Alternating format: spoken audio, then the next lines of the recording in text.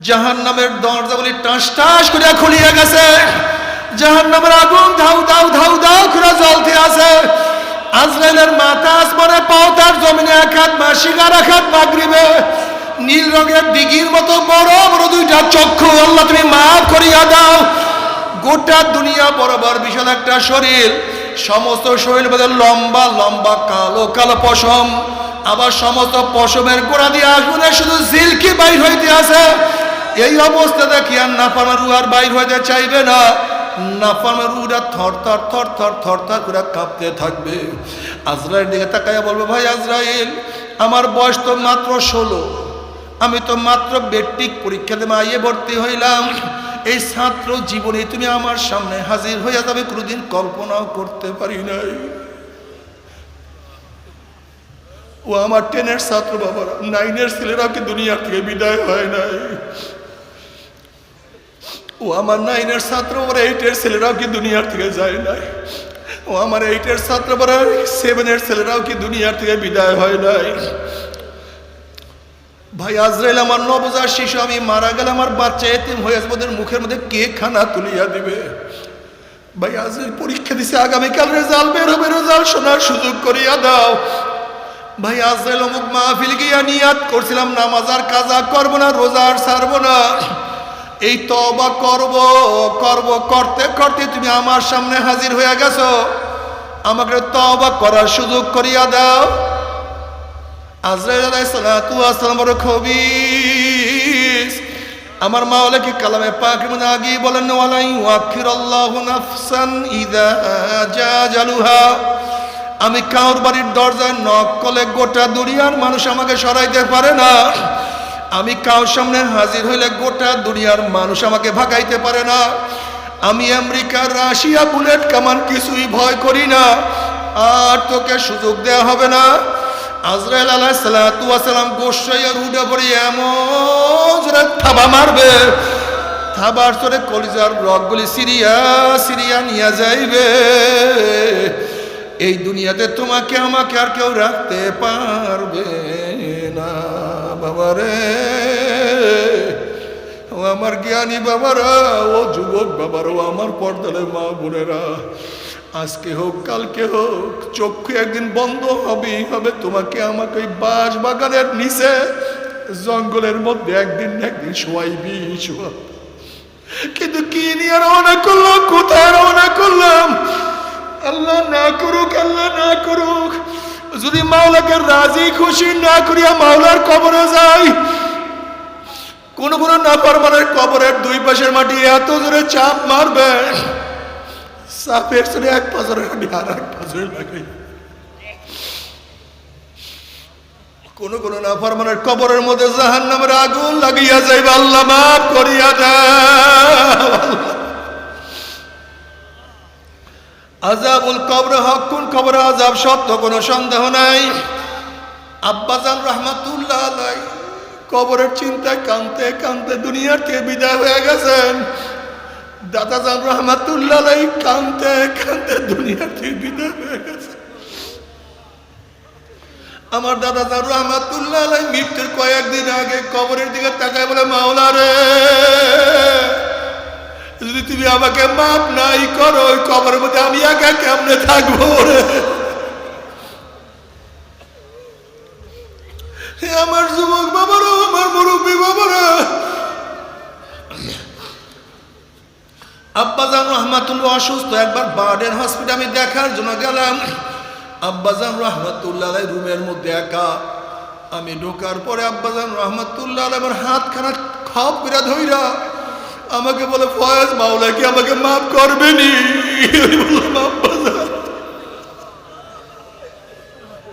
শুধু কান্দার বলে, ফয়েজ, মাওলা কি আমাকে মাফ করবেনি? এই বলো বাবা। বাবার সেনোয়া তো ঠিক মতো পাই না, সারা জিন্দিগি আপনি দাওয়াতের কাছে ব্যস্ত ছিলেন। মাওলা যদি আপনাদেরকে মাফ না করে, আমার মাওলা কাকে মাফ করবে? কি যে তোর আমার মাওলাকে কেমন ভয় করতো তুমি, আমি মাওলাকে কেমন ভয় করি।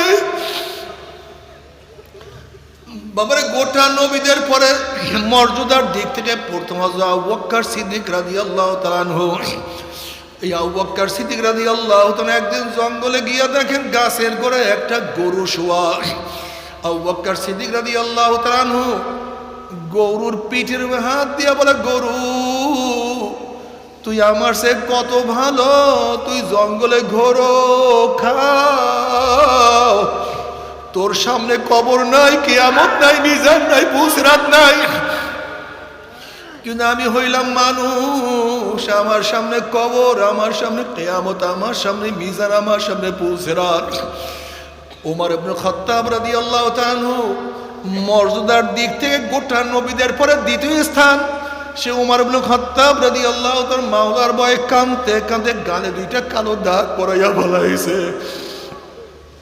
ওমর রাদিয়াল্লাহু তাআলা মাঝে মাঝে বকরির বাচ্চা ধরিয়া বলতেন, ওমর তুই কেন বকরির বাচ্চা হইলি না, তুই কেন মানুষ হইলি?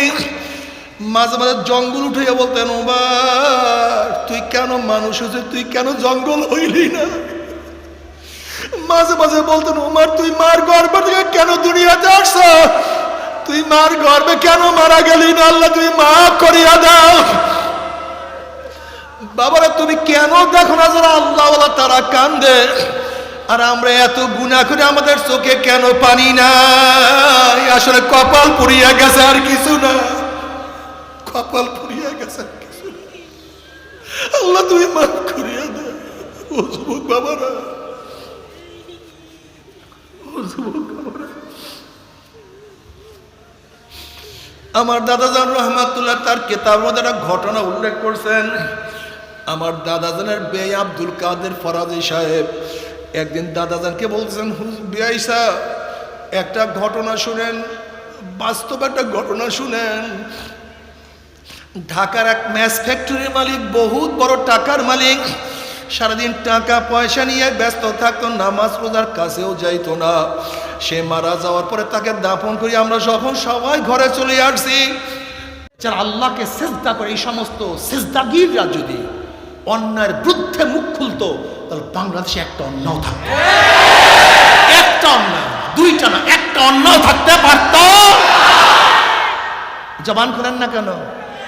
وعن أبي سعيد الخدري رضي الله عنه قال قال رسول الله صلى الله عليه وسلم من رأى منكم منكرا فليغير بيده فإن لم يستطع بلسانه فإن لم يستطع بقلبه وذلك أضعف الإيمان رواه মুসলিম। যদি গর্হিত কাজ দেখো, শক্তি থাকে, শক্তি দিয়ে পরিবর্তন করে দাও। সন্তান অন্যায় করে, নসিহাত না, কি করো? জোরে বলেন, শক্তি, শক্তি প্রেসার ক্রিয়েট করো। স্ত্রী অন্যায় করে, নসিহাত না, শক্তি প্রয়োগ করো। গোলাম অন্যায় করে, নসিহাত না, জোরে বলেন।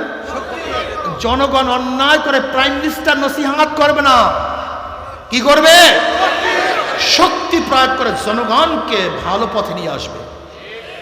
যদি সেই শক্তি না থাকে, জবান দিয়ে এমন ভাবে বলো যেন পরিবর্তন হয়ে যায়।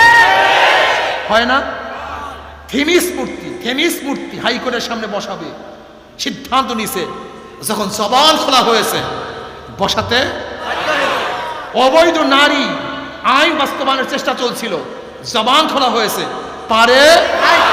তসলিমা শয়তান জবান খোলার পরে বাংলাদেশে থাকতে পারে? ডারউইনের থিম থিওরি আবিষ্কার করার জন্য প্রণয়ন করার চেষ্টা চলছে, জবান খোলার পরে পারে? তার মানে জবান খোলার পরেও পরিবর্তন হয় কি হয় না? তাই মাওলানা আপনি খোলেন না কেন? কথা বলেন না কেন? কুনতুম খায়রা উম্মাতিন উখরিজাত লিন-নাস তা'মুরুনা বিল মা'রুফি ওয়া তানহাউনা আনিল মুনকার না ওয়া তু'মিনুনা বিল্লাহ। তোমরা সর্বশ্রেষ্ঠ উম্মত। কারা? জনাব মুহাম্মদ রাসূলুল্লাহ সাল্লাল্লাহু আলাইহি ওয়াসাল্লাম উম্মতকে আল্লাহ পাক সর্বশ্রেষ্ঠ উম্মত হিসেবে ঘোষণা দিয়েছেন। কে দিয়েছেন? ডাইরেক্ট, কুনতুম খায়রা উম্মাতিন, তোমরা সর্বশ্রেষ্ঠ উম্মত। নিশ্চয়ই নবী মুহাম্মদ সাল্লাল্লাহু আলাইহি ওয়াসাল্লাম উম্মতরা বেশি নামাজ পড়েন বিদায় উত্তম। মাশাআল্লাহ। বেশি রোজা রাখার কারণে, বেশি জিকির করার কারণে, বেশি দান করার কারণে, বেশি তাহাজ্জুদ পড়ার কারণে, বেশি হায়াত পাওয়ার কারণে, বেশি ত্যাগ করার কারণে না, না।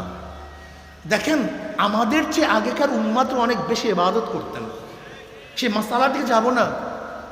আমরা তো বিবাহ করি, শাদী করি, ঘর আছে, বাড়ি আছে, ব্যবসা আছে, বাণিজ্য আছে, কিন্তু আগেকার জমানার হাজার উম্মাত ছিলেন যারা রাহেব রুহবান, যাদের স্ত্রী ছিল না, ঘর ছিল না, বাড়ি ছিল না, 24 ঘন্টা ইবাদত করতেন। 24 ঘন্টা জঙ্গলে থাকতেন, জঙ্গলে থাকতেন, এক্সেস দার মধ্যে কাটাইয়া দিতেন, এত ইবাদত তারা করতেন। আগেকার যেমন উম্মাতেরা আপনি বিশ্বাস করবেন না, এত ইবাদত তারা করতেন। কিন্তু তারা এত উত্তম উম্মত না, আমরা কত উত্তম উম্মত হওয়ার কারণটা কি?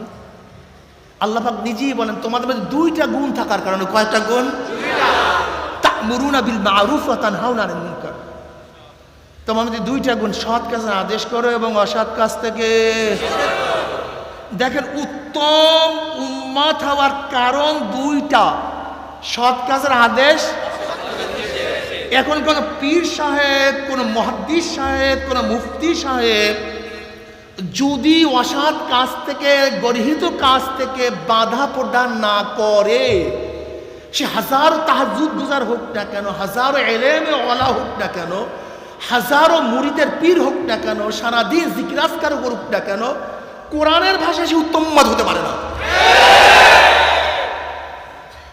বুঝতে পারি না? কুনতুম খায়রা উম্মাতিন উখরিজাত লিল মুমিন, উখরিজাত লিল মুসলমান, উখরিজাত লিল মুত্তাকিন। আল্লাহর নবীর উম্মতকে শুধু মুমিনদের জন্য আল্লাহ পাক নির্বাচন করেন নাই, উখরিজাত লিন নাস, মানুষের জন্য। চাই সে হিন্দু হোক, খ্রিস্টান হোক, বৌদ্ধ হোক, সে খ্রিস্টান হোক, বৌদ্ধ হোক, নাসারা হোক, নাস্তিক হোক, যেই মানুষ হবে সেই মানুষের কল্যাণের জন্য নবী মুহাম্মদের উম্মতকে আল্লাহ পাক প্রেরণ করেছেন। উখরিজাত লিন নাস, মুমিন না, মুসলমান না, শুধু জনাব মুহাম্মদ রাসূলুল্লাহ সাল্লাল্লাহু আলাইহি ওয়াসাল্লাম উম্মত শুধু মানুষের জন্য কল্যাণকামী না, ওমা আরসালনাকা ইল্লা রাহমাতাল লিল আলামিন, গোটা আলমের জন্য রহমত। আমার নবীর আদর্শ গোটা আলমের জন্য, গোটা দুনিয়ার জন্য রহমত। অতুমিনুনা বিল্লাহ, দেখেন ঈমান মুকদ্দাম হয়, আমল মুআক্খার হয়। ঈমান ছাড়া কোনো আমল কাবিলে কবুল না।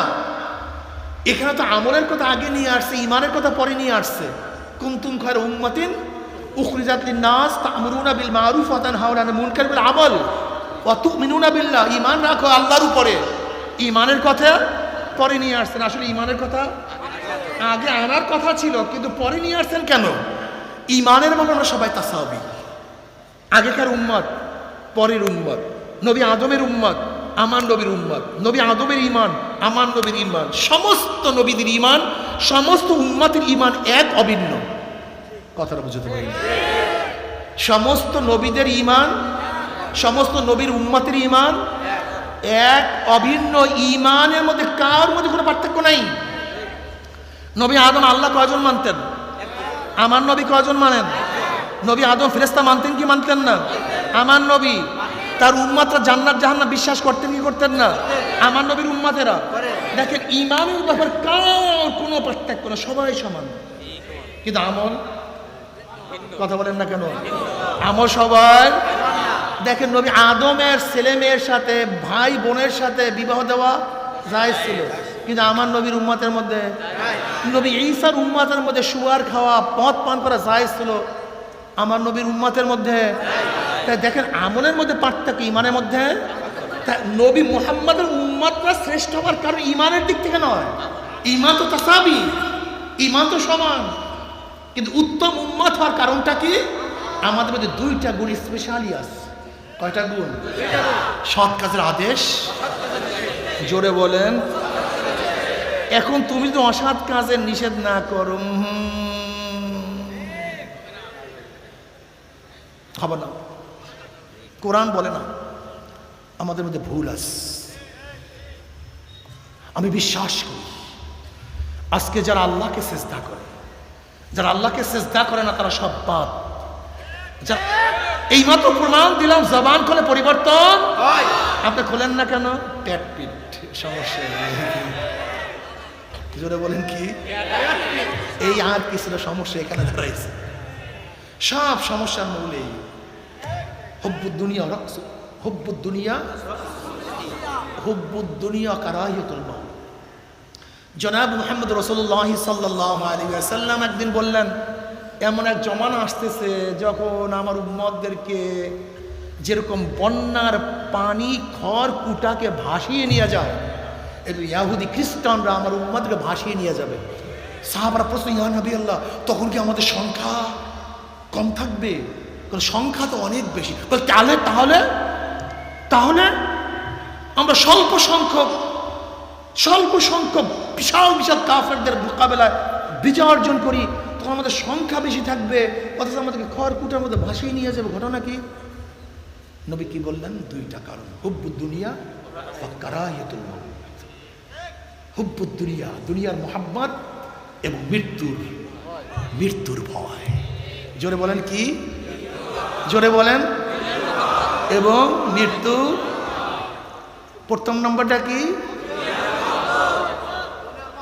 আর একটা কি? আর কিচ্ছু না। আমি এর জন্য বলি সংক্ষেপে পেট পিট। খাবো কি, চলবো কিভাবে, দেবে কি, চাকরি গেলে করবোটা কি, অমুকে মারবে, আঘাত করবে, পেট পিট। এর নাম মোমেন। মোমেন কাকে ভয় করে? আল্লাহ কি কে ওয়ালা তাকশাউন নাস ওয়াকশাউন, ওয়ালা তাকশাউন নাস, ওয়ালা তাকশাউন নাস ওয়াকশাউনি। কাউকে ভয় করিস না, আমাকে ভয় কর। আল্লাহ কি করে? ওয়ালা তাখাফুহুম ওয়া খাফুনি ইন কুনতুম মুমিনিন। আমেরিকা, রাশিয়া, বুলেট কামান, প্রেসিডেন্ট, প্রাইম মিনিস্টার, কোন পুলিশ দারোগা, কোন নেতা খাতাকে মুমিন ভয় করে না। ওয়ালা তাখাফুহুম ওয়া খাফুনি, কাউকে ভয় করিস না, আমাকেই ভয় কর। যদি তোরা কি হয়ে থাকো, মুমিন হয়ে থাকো। এখন আমরা কাকে ভয় করি? কি জানি, এই যে ইনকুম তো আল্লাহ শর্ত লাগায় দিয়েছেন, যদি তোরা মুমিন হয়ে থাকো। তা আমরা তো ভয় করি চাকরি, নৌকরি, ঘরে। ইমান করি, ইমান বলে মজবুত করি কেন? আজীব ব্যাপার। ইমানের খবর, ইমান মজবুত করি। দেখেন আল্লাহ পাক হাদিসে কুরসির মধ্যে ফরমান, লা আজমাউ আলা আবদি খাউফাইন ওয়ালা আমনাইন, মান খাফানি ফিদ দুনিয়া আমিনতু ইয়াউমাল কিয়ামা ওয়া মান আমিনানি ফিদ দুনিয়া খাফতু ইয়াউমাল কিয়ামা। আল্লাহ পাক ফরমান, আমি আমার বান্দার উপরে দুইটা ভয়, দুইটা অভয়কে একত্রিত করি না। দুইটা ভয়, দুইটা অভয়কে একত্রিত করি না। যারা দুনিয়াতে আমি মাওলাকে ভয় করবে, মৌয়াতে আর কোনো ভয়, কবরে, কিয়ামতে, মিজানে, পুলসেরাতে, বিয়াকুব বসেন। বিয়াকুব কোথাকার? বিয়াকুব কোথাকার? বিয়াকুব। আল্লাহুম্মা সাল্লি আলা মুহাম্মাদিন নাবিয়্যিল উম্মি ওয়া আলিহি তাসলিম। জাহেল কোথাকার?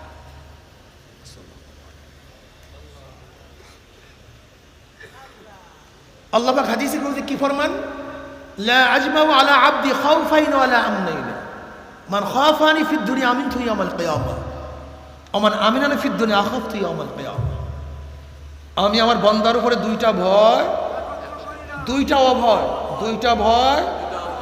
দুইটা অভয়কে একত্রিত করি না। যারা দুনিয়াতে ভয় করবে, কবরে, কিয়ামতে, মিজানে, পুলসেরাতে, দুনিয়া তো আমার মাওলাকে ভয় করবা, নৌয়াতের বড় ভয় না। এই দুইটা ভয় একত্রিত হবে না, এটা হয় না।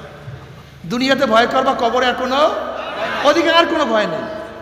আর যারা দুনিয়াতে মাওলাকে ভয় করবে না, কবরে ভয় নেই, কিয়ামতে ভয় নেই, এটা হবে না, এটা হবে, এটা হবে। যারা দুনিয়াতে মাওলাকে ভয় করবা, এখানেই ভয় শেষ, এরপরে শুধু শান্তি আর শান্তি, মজার মজা।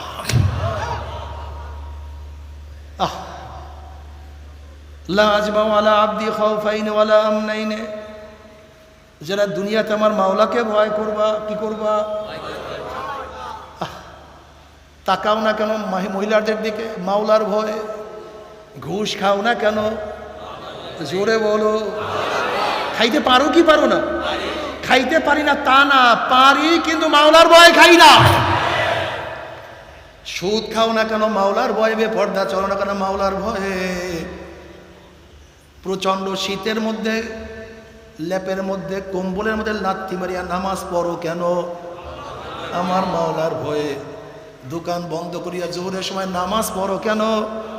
আমার মাওলার ভয়। মাওলায় আমাকে বলছেন আমি মাওলাকে ভয় করি, জাহান্নামকে মারাত্মক ভয় করি। যে ব্যক্তি আমার মাওলাকে দুনিয়াতে ভয় করবে, গুনার থেকে বাঁচিয়া থাকবে, মৌয়াতে আর কোনো ভয় নাই। যখনই আল্লাহ পাকের মুমিন বান্দা বান্দি মৃত্যুর পিছনে আসার খাইয়া পড়িয়া যাবে, আল্লাহ পাক ডাক দিয়াল ফেরেশতারে, আমার এই বান্দা বান্দি এত সাধনা করিয়া কোন জান্নাত কামাই করছে, খবরদার ওই জান্নাত খানি না দেখাইয়া রুটাকে কবজ করিস না। আল্লাহর কসম করিয়া বলিয়া থুয়ে গেলাম, আল্লাহ পাকের মুমিন বান্দা বান্দি হঠাৎ স্বপ্নের মধ্যে দেখতে পারবে জান্নাতের দরজাগুলি টাস টাস করিয়া খুলিয়া গেছে, জান্নাতের হুর গেলমানরা জাওয়াহিরের মালা নিয়া দাঁড়াইয়া রইছে। বলবে আল্লাহ তাখাফু, আল্লাহ আল্লাহ তাখাফু ওয়ালা তাহজানু ওয়া আবশিরু বিল জান্নাতিল্লাতী কুনতুম তুআদুন। হে আল্লাহ পাকের বান্দা বান্দি, কোনো ভয় নাই, কোনো চিন্তা নাই। এত সাধনা করে কোন জান্নাত কামাই করছো? কলেজের মধ্যে টুপি মাথায় দিয়ে গেছো, সাথীরা টুপি উঠে কত থুক মারছে, কিন্তু মাথার থেকে টুপি নামাও নাই। দাড়ি রাখার স্ত্রী চলিয়া গেছে, দাড়ির মধ্যে পোষ লাগাও নাই। লম্বা জামা গাদিয়া রাস্তায় বের হইছ, সাথীরা কত টিটকারি করছে, সুন্নাতের প্রেমে পড়িয়া লম্বা জামাও গাড় থেকে নামাও নাই। তোর বন্ধুরা মদ পান করছে, তুই মদের বোতলে স্পর্শ করো নাই। তোর বন্ধুরা যাত্রার মধ্যে গানের মধ্যে লিপ্ত, তুই জিকিরের মধ্যে মত্ত। তোর বন্ধুরা সারাদিন গল্প গুজব, আর তোর জবরে সবসময় আমার মাওলা, আমার মাওলা, আমার মাওলা কই। কিছু কিছু আল্লাহ পাকের বান্দা বান্দি আছে সারাদিন জবরের মধ্যে মাওলার জিকির জারি রাখে। কিছু কিছু আল্লাহ পাকের বান্দা বান্দি আছে মাথার মধ্যে সারাদিন ফিকির জারি রাখে। কিছু কিছু বান্দা বান্দি তো কলবের মধ্যে সারাদিন শুকুর, তাদের হাত পার মধ্যে শুধু সবর, মাথার মধ্যে ফেকের, জবানের মধ্যে জেকের, কলবের মধ্যে শুকুর, অঙ্গ প্রত্যঙ্গে সবর, জবানের মধ্যে মাওলার জিকির। কি যে মজা লাগে! কোন কোন আল্লাহ বলে যখনই আমার মাওলাকে আল্লাহ বলে ডাক মারি, আমার জবানের মধ্যে মিষ্টি মিষ্টি মধুর মতো আওয়াজ লাগতে থাকে, মজা মজা লাগতে থাকে। আল্লাহ কবুল করিয়া নাও। হে আল্লাহ পাকের বান্দা বান্দি, তুই এত সাধনা করে কোন জান্নাত কামাই করছো? ফজরের সময় লেপের মধ্যে লাথি মারিয়া প্রচন্ড ঠান্ডা পানির মধ্যে গোসল করিয়া আমি মাওলাকে সেজদা দিয়া কোন জান্নাত কামাই করছো? আমি তোকে এত সুন্দরী এত আকর্ষণীয় মহিলা বানাইছি, মাঝে মাঝে চেহারা উন্মোচন করিয়া রাস্তায় বের হওয়ার শখ তোর মধ্যে পয়দা হয়েছিল, কিন্তু যখনই রাস্তা বের হবি হঠাৎ খেয়াল করছে আমার মাওলাই নিষেধ করছে, আমি বেপরদা অবস্থায় রাস্তায় নামতে পারবো না। এত সাধনা করে কোন জান্নাত কামাই করছো? তুই এত গরিব, প্রতিদিন আনছো, প্রতিদিন খাইছো, অনেক সময় না খাইও ঘুমাইয়া রইছ। বাচ্চাগুলি ক্ষুধার অবস্থায় টা টা টা টা শব্দ করছে, তারপরে এক লোকমা হারাম তোর পেটের মধ্যে ঢুকাও নাই। এত সাধনা করে কোন জান্নাত কামাই করছো? খবরদার ওই ফেরেশতার ওই জান্নাত খানি না দেখাইয়া রূহ কবজ করবি না। আল্লাহর কসম করিয়া বলিয়া থুইয়া গেলাম, আল্লাহ পাকের মুমিন বান্দা বান্দি হঠাৎ মৃত্যুর সময় স্বপ্নের মধ্যে দেখতে পারবে জান্নাতের দরজাগুলি টাস টাস করিয়া খুলিয়া গেছে, জান্নাতের হুর বেলগেলমানরা জাওয়াহিরের মালা নিয়া দাঁড়ায়া রইছে। বলবে আল্লাহ তাখাফু ওয়ালা তাহজানু, এ আল্লাহ পাকের মুমিন বান্দা বান্দি কোনো চিন্তা নাই, কোনো ভয় নাই। ওই যে দেখো সেই জান্নাত, ওই জান্নাত দেখার সাথে সাথে আল্লাহ পাকের মুমিন বান্দা বান্দি রুহটা পাগলের মতো জান্নাত থেকে দৌড় মারবে। কখন যে শরীরের থেকে রূহ বাইর হইয়া যাইবে আল্লাহ পাকের মুমিন বান্দা বান্দি কোনো কিছু টেরও করতে পারবে না।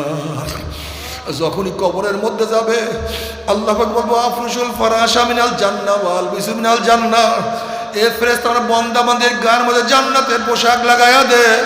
জান্নাতের বিছানা বিছায়া দে, জান্নাতের নাজ নেয়ামতে তার গোটা কবরটাকে ভরিয়ে দে। আল্লাহ তুমি কবুল করিয়া নাও। কিয়ামতের ময়দানে যখন আল্লাহ পাকের মুমিন বান্দা বান্দী উঠবে, আল্লাহ পাক নিজের ডাকিয়া ডাকিয়া আরশের নিচে জায়গা করিয়া দিবে। জনাবে মুহাম্মদ রাসূলুল্লাহ সাল্লাল্লাহু আলাইহি ওয়াসাল্লাম নিজের হাতে হাউজে কাউসারের পানি পান করায়া দেবে।